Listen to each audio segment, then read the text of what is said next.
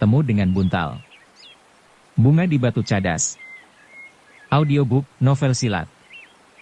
Cerita, Esa Mintarja. Jilid 30. Bertemu dengan buntal. Anak muda itu tertawa. Katanya, apakah kau menghendaki aku menyerah? Tetapi apakah kau akan menjamin keselamatanku? Persetan, bentak Arum, aku akan membunuhmu. Tetapi itu tidak jujur. Kau mempergunakan cara yang tidak kesatria. Arum menjadi semakin berdebar-debar. Bahkan kadang-kadang ia menjadi bingung. Karena itu, sebelah tangannya menjadi seakan terikat pada kain panjangnya, dan tata gerak kakinya tidak lagi selincah sebelumnya. Setiap kali anak muda itu menyebut seolah-olah ia telah berbuat sengaja, sehingga dengan demikian ia telah berbuat licik. Karena itulah, maka Arum tidak lagi dapat memusatkan perhatiannya kepada lawannya. Bahkan kadang-kadang ia menjadi bingung, sehingga pedang lawannya menjadi semakin berbahaya baginya. Setiap kali dadanya berdesir jika ia mendengar lawannya tertawa dan menunjuk kainnya yang sobek itu dengan ujung pedangnya. Gila, teriak Arum kemudian, kaulah yang licik. Kenapa aku? Aku tidak berbuat apa-apa. Bahkan aku bersedia menyerah jika kau menghendaki. Bukan karena kemampuanmu yang tinggi, tetapi justru karena kain panjangmu yang sengaja kau sobek sampai ke ikat pinggang itu. Gila, bagaimanapun juga Arum adalah seorang gadis. Itulah sebabnya maka kelemahannya sebagian besar ada pada dirinya sendiri. Pada perasaannya. Dan lawannya telah mempergunakan sebaik-baiknya. Bahkan hampir menangis Arum berteriak, kau pengecut. Kau tidak berani bertempur dengan jujur. Kaulah yang tidak jujur Arum, terdengar anak muda itu tertawa, ketika aku melihat kau di Pategalan, aku sudah hampir menjadi gila. Apalagi sekarang, dengan caramu yang berhasil itu, aku benar-benar tidak mampu melawanmu. Tutup mulutmu, tutup mulutmu. Kita sedang bertempur. Justru terdengar suara tertawa. Bukan saja tertawa kemenangan karena Arum menjadi semakin terdesak. Tetapi tertawa licik yang lambat laun akan dapat menghancurkan pertahanan di dalam dada Arum. Sejenak Arum bagaikan kehilangan akal. Ia hanya sekedar bertahan dan menghindar.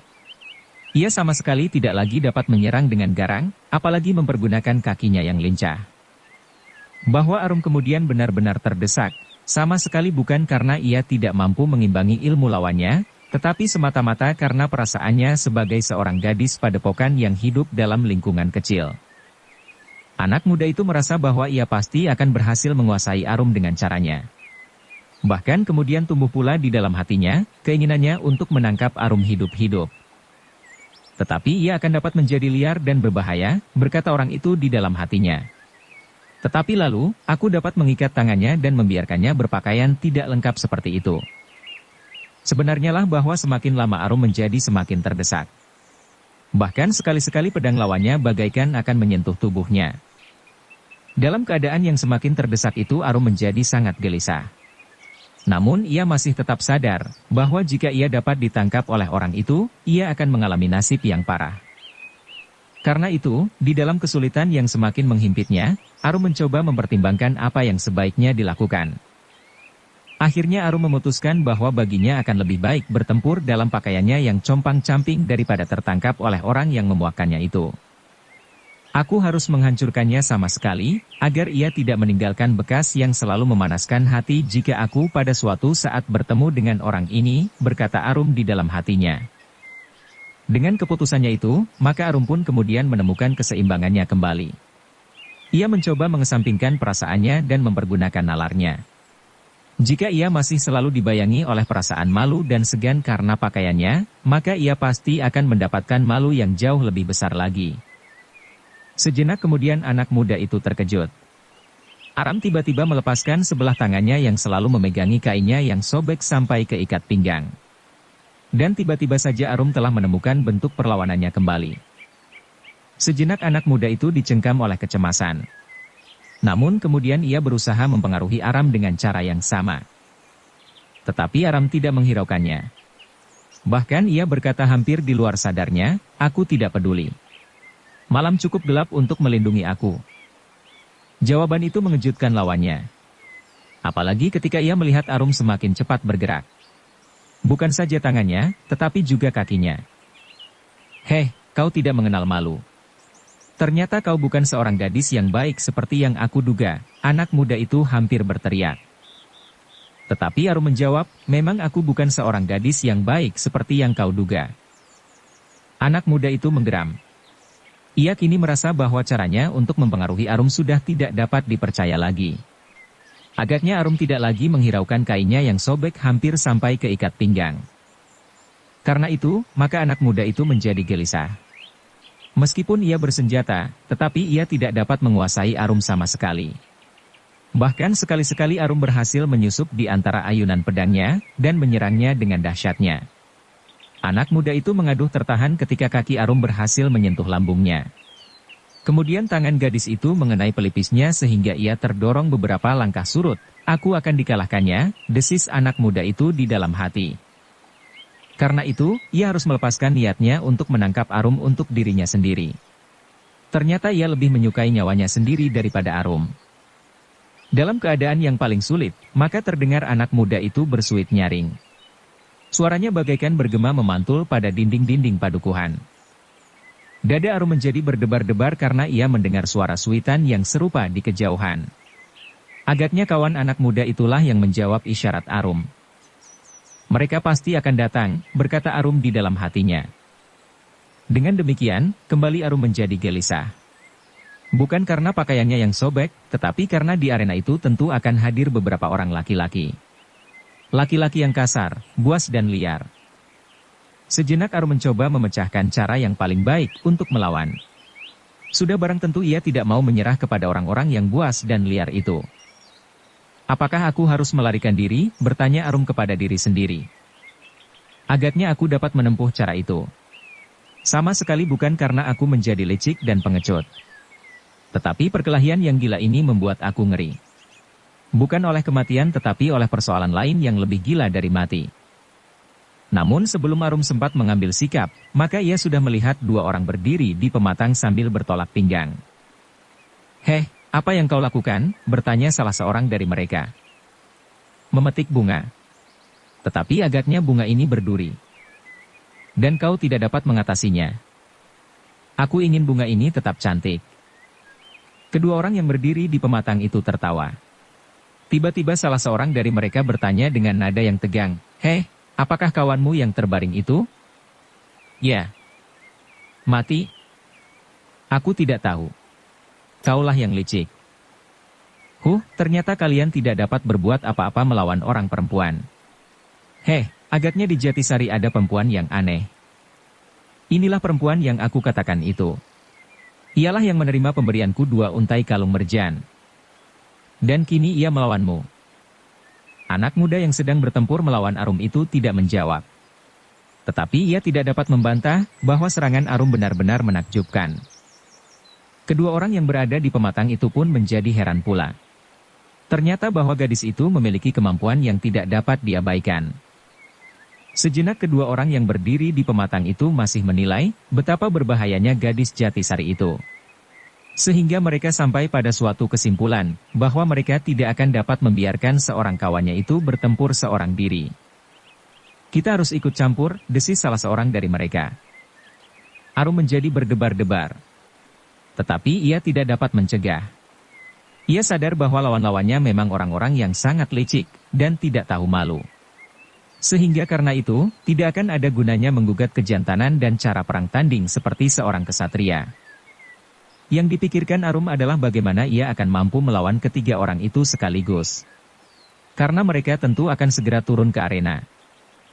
Ketika Arum melihat salah seorang lawannya yang terbaring itu, maka tiba-tiba saja ia teringat bahwa orang itu pun tentu bersenjata seperti kawannya.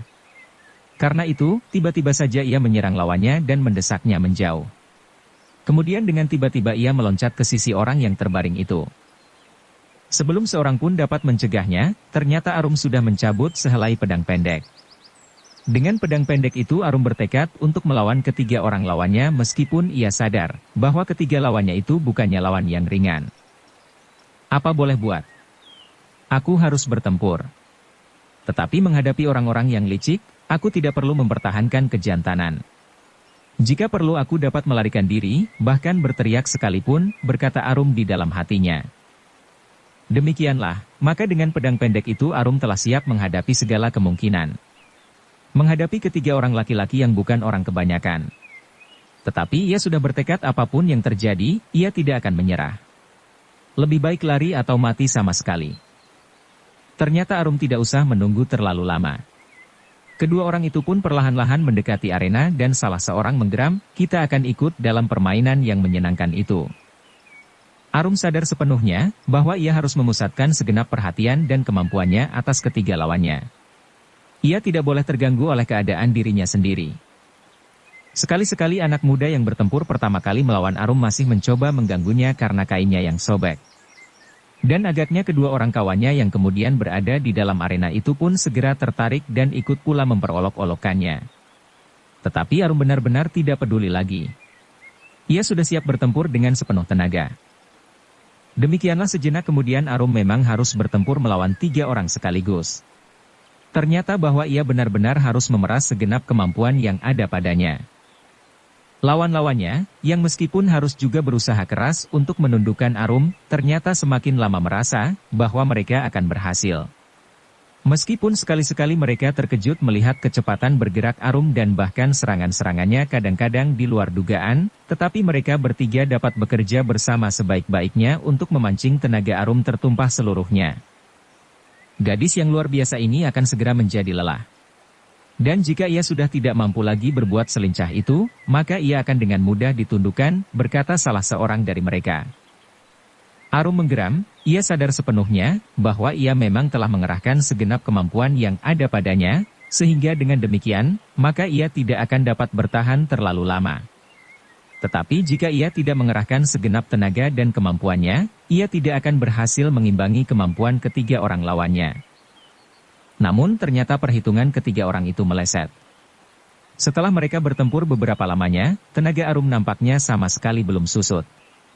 Anak jati aking yang sudah membiasakan diri berlatih untuk waktu yang panjang itu masih tetap dapat mempertahankan keseimbangan tubuh dan ilmunya.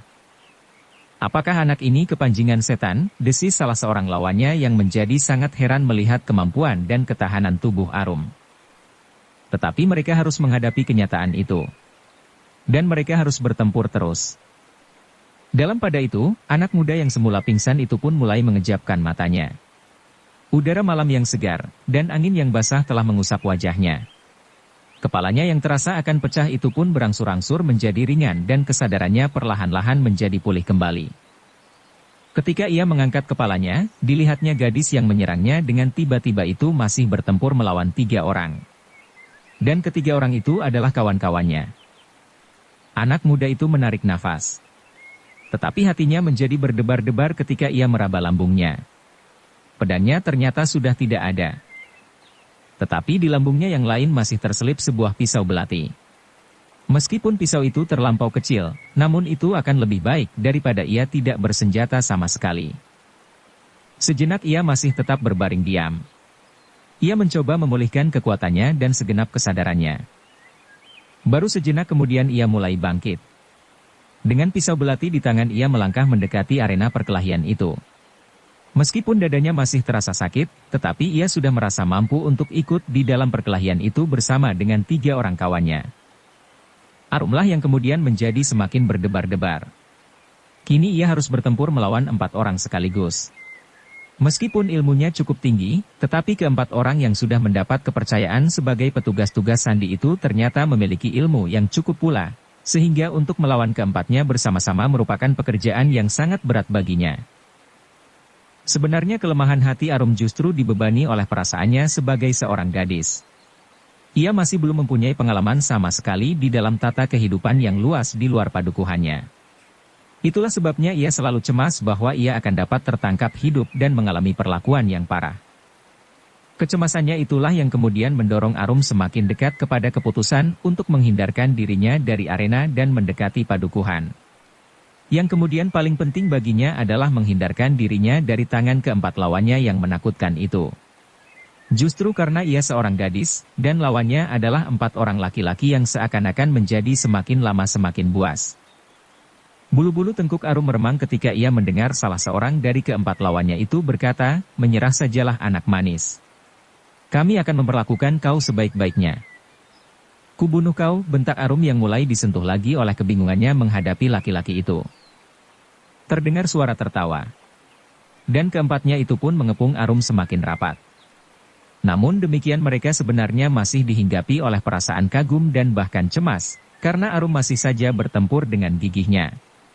Nafasnya masih tetap teratur, meskipun kadang-kadang Arum sudah harus menarik nafas dalam-dalam.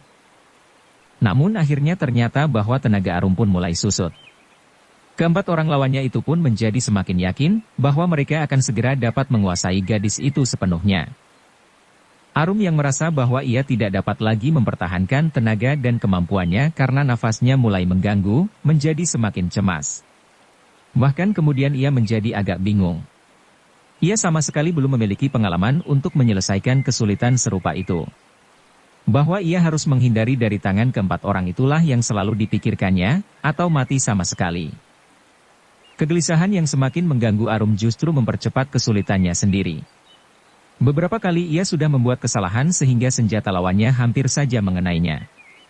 Sedang serangan-serangannya semakin jauh dari sasaran. Dengan demikian Arum pun menjadi semakin terdesak. Keseimbangannya perlahan-lahan semakin menjadi kisruh. Dan bahkan kemudian Arum benar-benar sudah berada di dalam kesulitan. Lawan-lawannya melihat kesulitan pada gadis yang bernama Arum itu. Karena itu, maka tanpa mereka bicarakan sebelumnya, seolah-olah mereka mempunyai niat yang sama. Keempat orang itu pun kemudian mengepung Arum semakin rapat dan berusaha agar gadis itu tidak dapat lagi menghindar dari tangan mereka. Arum mengumpat-umpat di dalam hati. Namun ia kemudian bertekad untuk mati saja, karena agaknya ia tidak akan berhasil meloloskan dirinya dari kepungan itu. Dalam puncak kesulitan itu, tiba-tiba Arum dikejutkan oleh suara tertawa. Bukan dari keempat orang yang mengepungnya. Tetapi suara itu agak jauh dari arena perkelahian di tengah bulak itu. "Kau tidak dapat ingkar lagi Arum," terdengar suara di sela-sela suara tertawa itu. Dada Arum menjadi semakin menggelepar. Agaknya kawan-kawan orang itu berdatangan semakin banyak. Tetapi ternyata bukan Arum saja yang terkejut mendengar suara itu. Keempat orang yang mengepungnya itu pun agaknya terkejut pula sehingga seakan-akan mereka pun berhenti menyerang dan berpaling ke arah suara itu. Dan mereka mendengar suara itu lagi dari dalam kegelapan. "Nah, sekarang aku melihat sendiri bahwa padepokan Jati Aking benar-benar merupakan sebuah padepokan yang pantas dikagumi.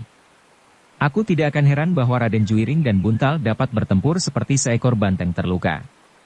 Tetapi yang sekarang aku lihat adalah kau, Arum." Arum menjadi semakin bingung. Namun kemudian di dalam kegelapan ia melihat bayangan dua orang berjalan di pematang. Yang seorang, yang berjalan di depan adalah seorang yang bertubuh tinggi tegap berdada bidang. Tiba-tiba Arum dapat mengenali suara itu setelah ia merenung sejenak. Hampir di luar sadarnya ia berteriak, "Paman Sura!" Orang bertubuh raksasa itu tertawa. Katanya, "Iya. Aku Sura. Sudah lama aku melihat kau berkelahi. Tetapi aku sengaja membiarkan saja kau sampai pada puncak ilmumu." Ternyata 4 ekor kelinci jantan yang merindukan seekor harimau betina ini akan menjadi sangat kecewa. "Siapa kau?" Tiba-tiba salah seorang dari keempat orang yang berkelahi melawan Arum itu bertanya lantang. Sura tertawa lagi.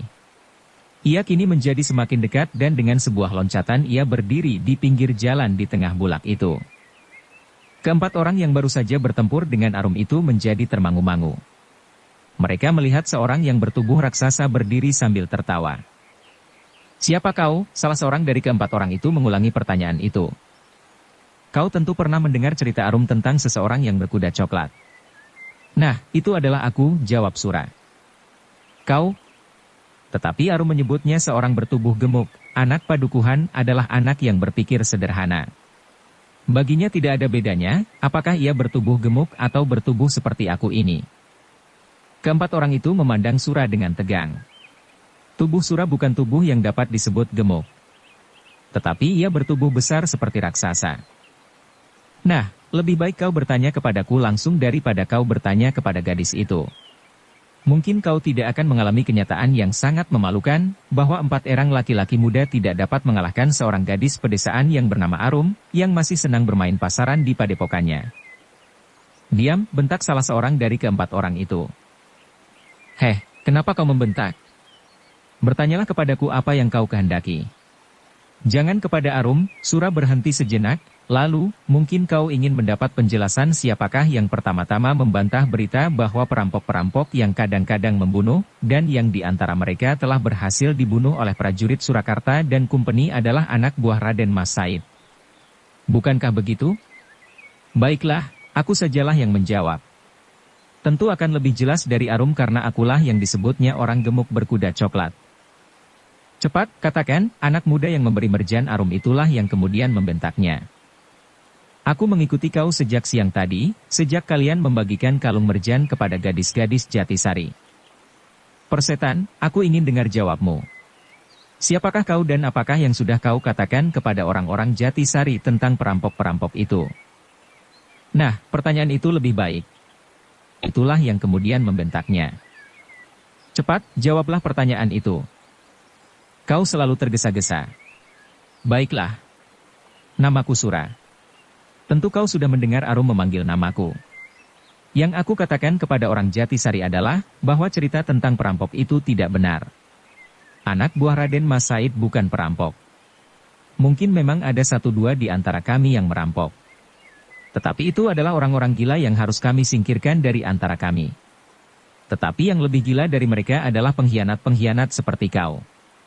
Heh, berapa upah yang kau terima, sehingga kau bersedia menjual keterangan tentang Jatisari kepada Kumpeni itu? Tutup mulutmu, orang yang tertua di antara ke-4 orang itu membentak, kami adalah prajurit-prajurit yang setia. Kami berjuang untuk menegakkan wibawa Surakarta. Sura tertawa. Katanya, baiklah. Jika demikian, aku harus memberikan keterangan lebih banyak lagi tentang perampok-perampok itu. Sebenarnya lah bahwa tidak ada hubungan apapun antara perampok dengan pasukan Raden Mas Said yang berjuang untuk mengusir kekuasaan orang asing itu. Nah, apakah sudah jelas? Itulah yang aku ceritakan kepada orang-orang Jati Aking di sawah. Akulah orangnya yang berkuda coklat itu, kau dengar. Sejenak ke-4 orang itu termangu-mangu. Arum pun menjadi bingung. Ia merasa sekedar berbohong ketika ia menyebut orang gemuk berkuda coklat. Tetapi karena ia sudah menceritakan hal itu kepada Sura, maka Sura agaknya berusaha mengambil alih cerita itu daripadanya. Apakah kau juga anak buah Raden Mas Said? Ya. Aku adalah anak buah Raden Mas Said. Karena itu aku tahu pasti, bahwa kau sedang berusaha menyebarkan kabar bohong agar rakyat Surakarta membenci Raden Mas Said. Tetapi agaknya kau tidak akan berhasil, karena perjuangan kami yang tidak mengenal menyerah ini kami landasi dengan suara hati rakyat yang sebenarnya. Persetan. Jika demikian, sepantasnya kaulah yang harus dibawa dan dihadapkan kepada Kumpeni. Sura masih saja tertawa. Katanya, baiklah. Tetapi sebaiknya biarlah Kumpeni saja yang datang kepada kami dan menangkap kami. Bukan kau. Jangan sombong. Kami telah mendapat kepercayaan untuk menangkap orang yang mengacaukan kebijaksanaan pemerintahan Surakarta sekarang ini. Karena itu, menyerahlah. Kalian akan kami tangkap. Sura tertawa semakin keras. Katanya, sebaiknya kau bercermin pada tengkukmu. Mana mungkin kau akan membawa kami? Sedangkan seorang gadis padepokan saja telah berhasil mengacaukan perlawanan kalian berempat. Sura berhenti sejenak, lalu, nah. Kalian dapat menghitung. Aku datang berdua, sedang Arum masih tetap berada di sini. Tentu kau akan dapat membuat perbandingan. Meskipun aku tidak sekuat anak-anak Jati Aking, namun aku akan dapat membantunya, mengganggu pemusatan perhatian kalian, sehingga seorang demi seorang kalian akan dibantai di sini oleh Arum. Sura berhenti sejenak, lalu, maksudku, kalian akan dapat dilumpuhkannya dan aku akan membawa kalian menghadap Raden Mas Said, jika Arum tidak berkeberatan. Persetan, orang-orang itu menggeram. Namun mereka telah menyiapkan diri mereka untuk melawan orang yang menyebut dirinya bernama Sura dan mengaku sebagai anak buah Raden Mas Said itu. Namun demikian, sebenarnya lah telah timbul kecemasan di dalam hati ke-4 orang itu. Melawan Arum seorang diri mereka tidak dapat segera mengalahkannya. Apalagi kini datang dua orang yang akan membantunya. Betapapun lemahnya kedua orang itu, namun kehadiran mereka tentu akan menambah kekuatan pada pihak Arum. Apalagi menilik bentuk dan sikap orang yang menyebut dirinya bernama Sura itu, maka rasa-rasanya bulu tengkuk orang-orang itu menjadi meremang karenanya. Tetapi tidak ada jalan lain bagi mereka. Jika mereka tertangkap oleh anak buah Raden Mas Said, maka nasib mereka pun akan menjadi sangat buruk. Karena itu, maka keempat orang itu pun telah mempersiapkan diri mereka untuk menghadapi segala kemungkinan. Bersambung ke jilid 31. Dukung kami dengan subscribe, follow, like, komen dan share. Terima kasih.